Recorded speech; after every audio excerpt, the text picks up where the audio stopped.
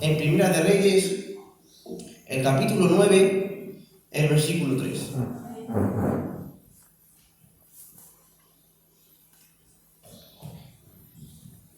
Un texto que quizás hemos leído ya en alguna ocasión, pero dice así, en Primera de Reyes, el capítulo 9, y tan solo el versículo 3. Dice así: y le dijo Jehová: yo he oído tu oración y tu ruego que has hecho en mi presencia. Yo he santificado esta casa que tú has edificado para poner mi nombre en ella para siempre. Y en ella estarán mis ojos y mi corazón todos los días. Vamos a tomar asiento, hermanos.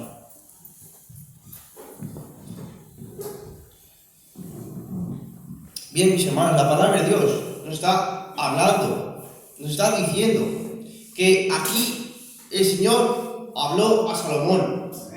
Como bien sabemos, Salomón construyó esta casa a Dios, porque David tuvo ese deseo en su corazón de edificar una casa para el Señor. Y en nuestros corazones, mis hermanos, tiene que haber siempre un deseo por agradar a Dios, un deseo por querer que Él esté agradecido por nosotros. Dios, mis hermanos, es un Dios que nos escuadriña, que nos ve, que sabe cómo estamos en todo momento. Y el Señor también vio a Job, un varón perfecto.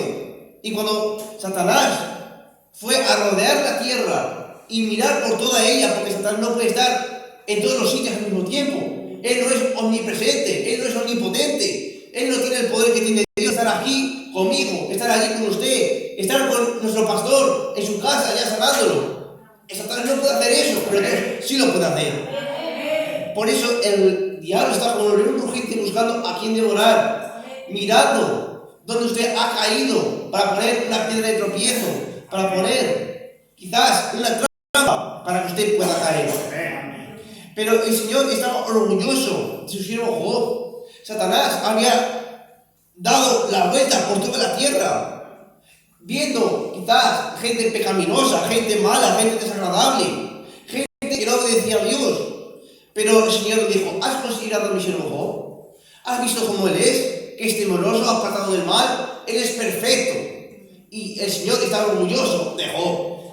Él sabía que él era íntegro de corazón, que él amaba a Dios por encima de todas las riquezas, por encima de sus hijos, por encima de todo. Él estaba el primero.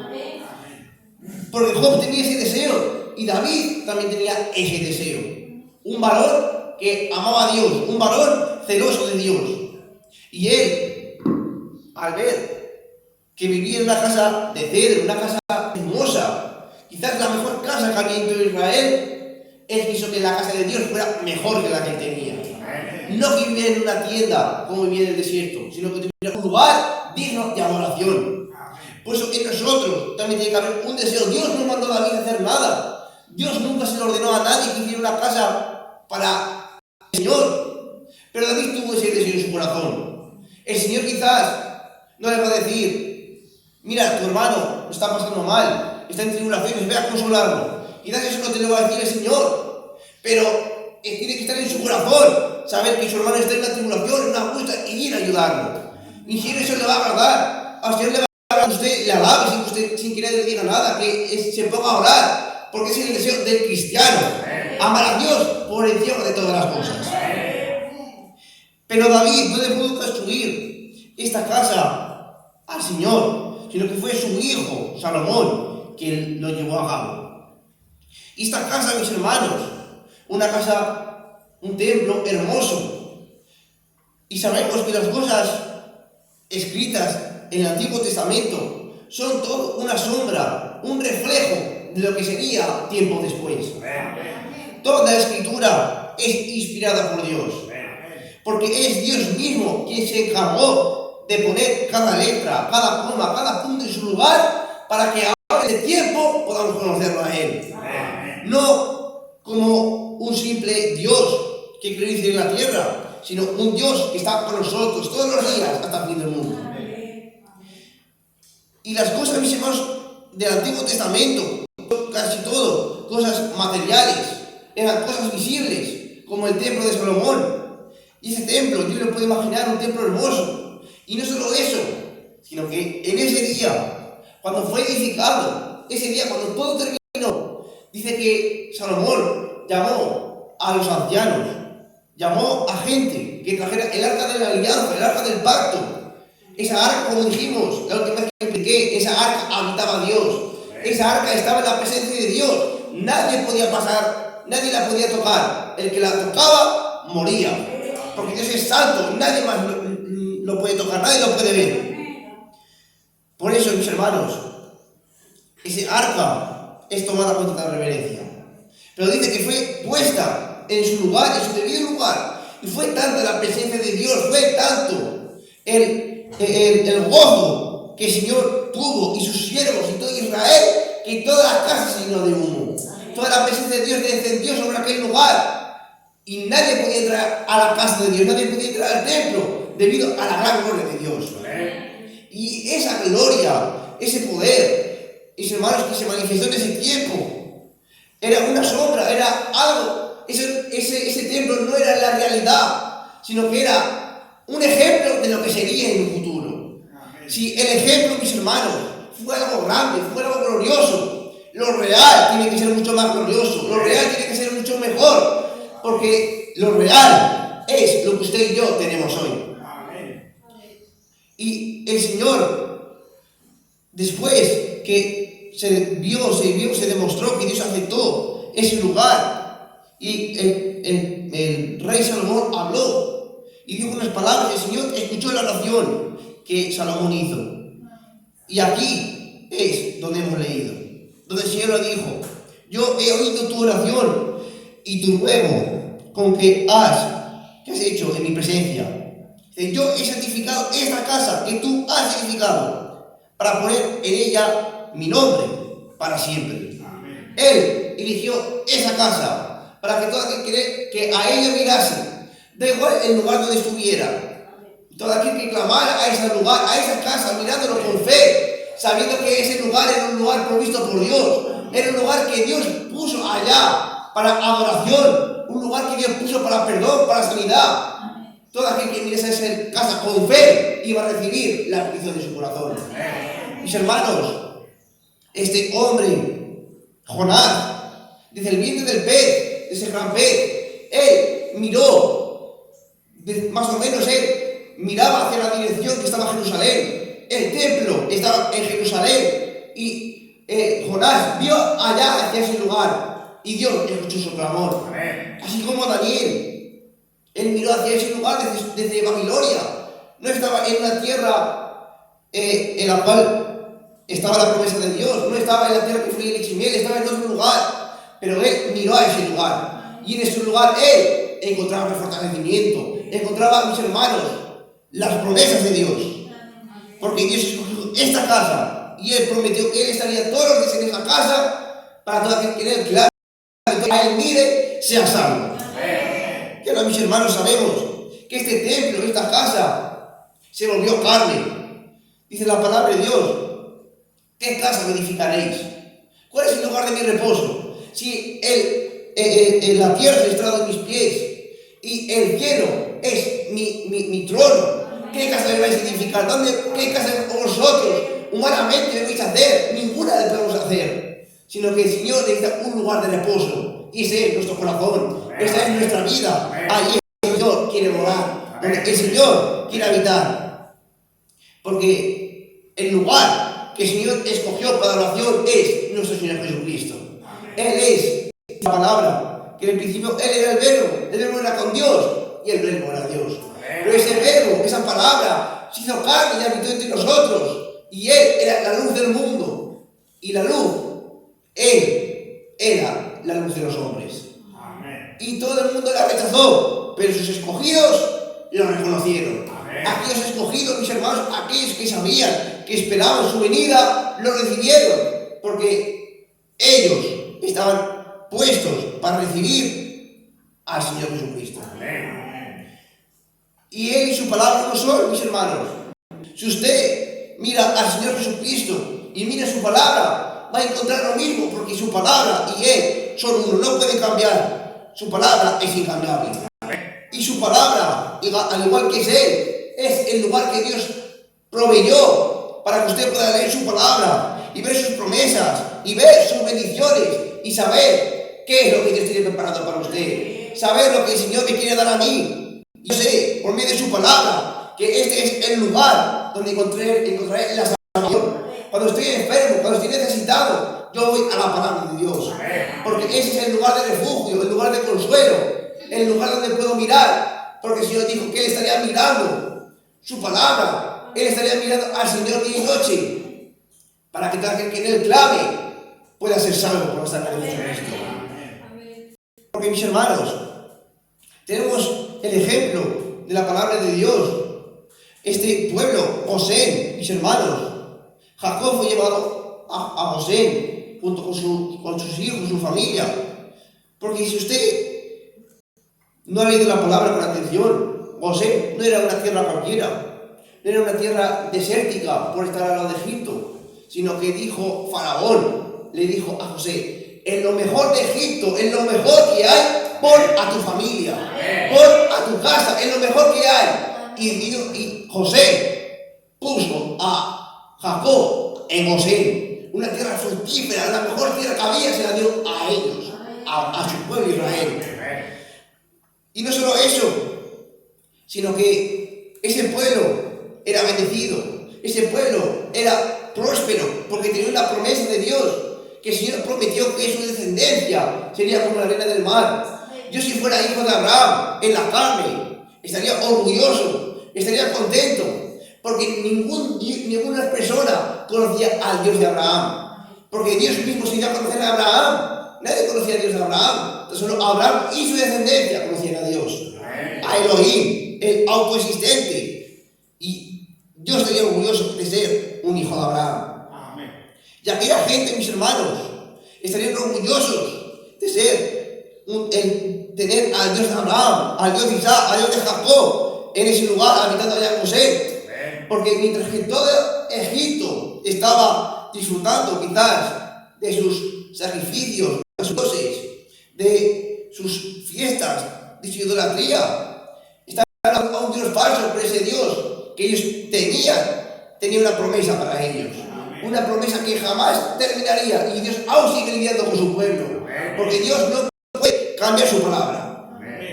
Pero llegó el tiempo que este pueblo, como sabemos, fue esclavizado, y Dios mandó a este profeta, a Moisés, a liberarlo. Pero esas plagas eran para Egipto, no eran para Israel, no era para ese pueblo escogido por Dios, sino era para la gente que estaba allá viviendo. Era para que la gente supiera que había un Dios real, un Dios verdadero, era el Dios de Israel. Y con estas plagas cayeron, mis hermanos, vinieron las moscas, vino la langosta, las ranas, vinieron las tinieblas, pero en Israel había luz.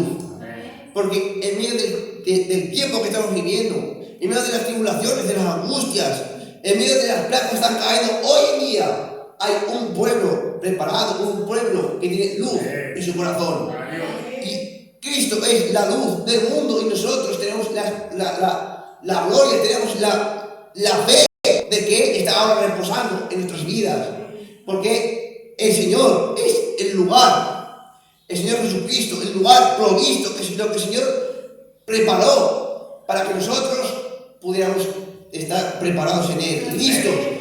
Cuando todo el mundo está en tinieblas, en oscuridad, en pecado, nosotros sabemos que nosotros tenemos un camino limpio, un camino recto, un lugar seguro para ir hacia adelante. Pero ellos también tuvieron una prueba que hacer, una última prueba, el sacrificio. Ellos tuvieron que allá matar el cordero con las hierbas amargas y tener la señal en su puerta de que Cristo, de que ese cordero estaba guardando ese lugar, estaba guardando esa casa. Y cuando nosotros, mis hermanos, ponemos en nuestras vidas la señal de que Cristo está en nosotros, mire que dice la palabra de Dios. Si nosotros ponemos eso en nuestros corazones, ya no puede haber más muerte, sino que dice la palabra de Dios. Y si el espíritu de aquel que levantó de los muertos a Jesús mora en vosotros, el que levantó de los muertos a Cristo Jesús vivificará también vuestros cuerpos mortales pues su espíritu que para nosotros. El espíritu que habitaba en Cristo era Dios manifestado en carne. Y si el espíritu que habitaba en Dios mora en nosotros también seremos vivificados. Porque no se trata de adorar, no se trata de glorificar. Miren, hermanos, el otro día, ayer, por 2 veces, en la casa de fuera, me han venido testigos de Jehová a mi casa a enseñarme su doctrina, a enseñarme su mensaje. Ellos te vienen con un folleto, mira, aquí está lo que nosotros creemos. Toma, quédatelo para que lo leas. Pero el Señor nos enseña a repartir folletos. El Señor nos enseña a ir enseñando lo que nosotros creemos, sino a predicar el Evangelio a toda criatura, diciendo que Él vive, que Él reina, que es el mismo Dios de todos los siglos. Porque Dios, mis hermanos, no es palabra, Dios es poder, Dios es autoridad.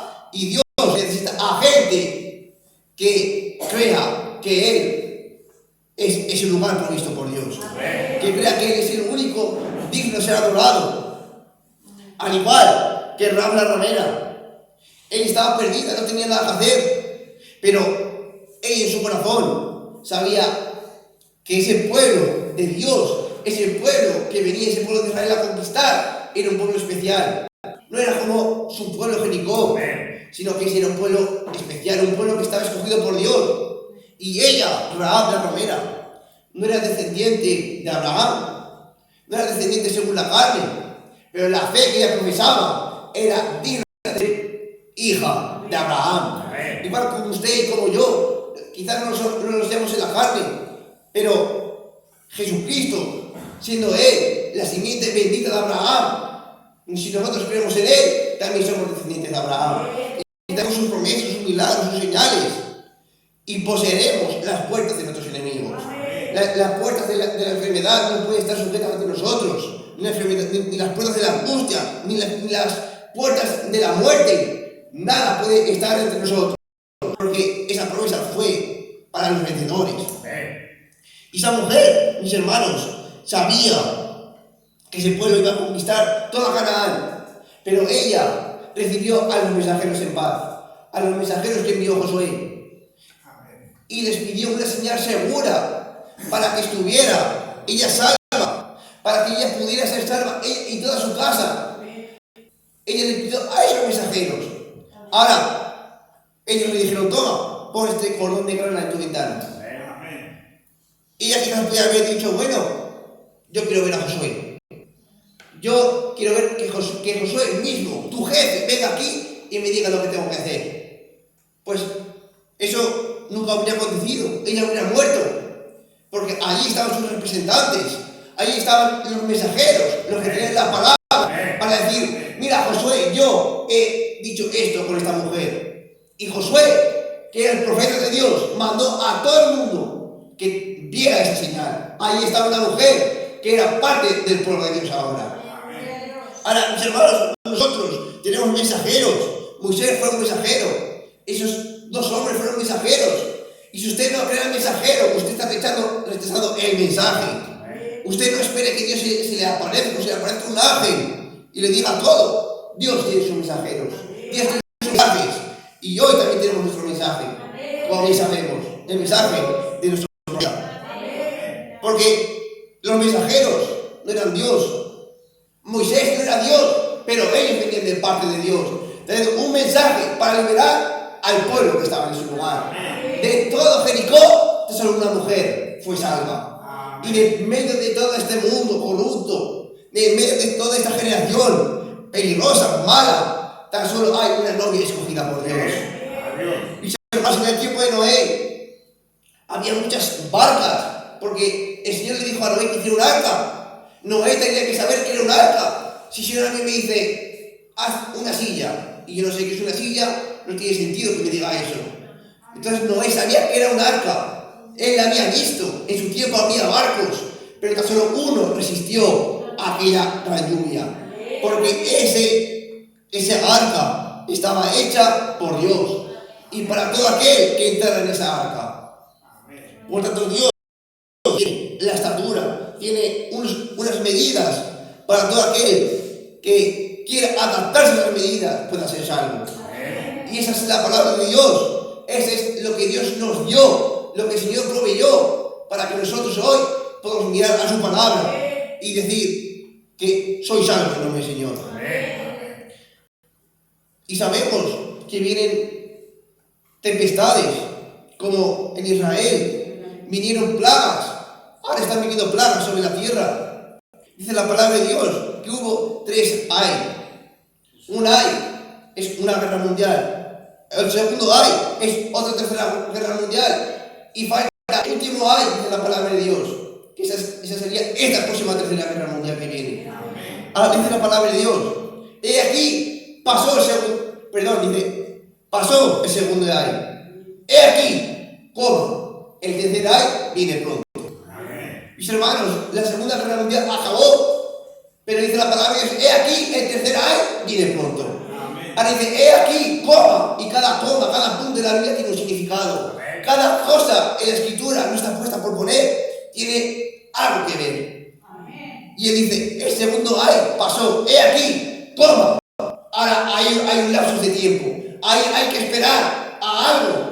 Dice la palabra de Dios, he aquí, envío al profeta Elías. Antes de que venga el día ardiente como un horno. He aquí, mis hermanos, ahora estamos en ese tiempo, en el tiempo de escuchar el mensaje antes de que venga el tercer año, antes de que venga ese horno ardiendo para abrazarnos, porque eso realmente vendrá, eso se ejecutará porque es la palabra de Dios. La gente intenta que eso no suceda, poniendo paz entre países y países, pero el Señor lo dijo: vendrá nación contra nación, reino contra reino, lluvia y tempestad. Y el Señor dijo: cuando todas estas cosas sucedan, levantaron vuestro rostro, porque vuestra redención está cerca. Por lo tanto, mis hermanos, tenemos la oportunidad hoy, tenemos un lugar provisto. Ese es el Señor Jesucristo. El Señor, Él está esperando por medio de su palabra que obedezcamos y entremos en su presencia. Que nadie esta tarde se ponga entre nosotros, porque estamos en el momento adecuado, en el lugar adecuado para hacer la paz con Dios. Si quizás nosotros aún estamos en una situación complicada, nuestras vidas quizás no son adecuadas aún, pero el Señor está haciendo los últimos llamados, los últimos llamamientos, porque como hemos dicho, he aquí, este tercer ay viene pronto. Y este tercer ay, esta tercera guerra mundial, sucederá cuando nadie lo sepa. No se crea que lo van a anunciar por las noticias, que el cohete ya vendrá directamente y explotará. Quizás son cosas que ahora no lo tomamos en cuenta, pero es la palabra de Dios. Y la palabra de Dios viene a cumplimiento. Y ha venido, mis hermanos, el Elías, para poner en orden a la iglesia. Como hemos dicho, Juan el Bautista, mis hermanos, dice la palabra de Dios, él no era la luz, pero él daba testimonio de la luz. Este mensaje, mis hermanos, no es la luz, pero trae el testimonio de la luz. Trae el testimonio de que Cristo está aquí hoy para poder salvar cada corazón, cada vida y llevarnos a ese reino celestial. Por tanto, lo que quiero resumir es decir que el Señor nos ha dado un lugar que está en su palabra, y en su palabra no son para todo aquel que se acerca, Él nos rechaza. Por lo tanto, como vamos a la alabanza, mis hermanos,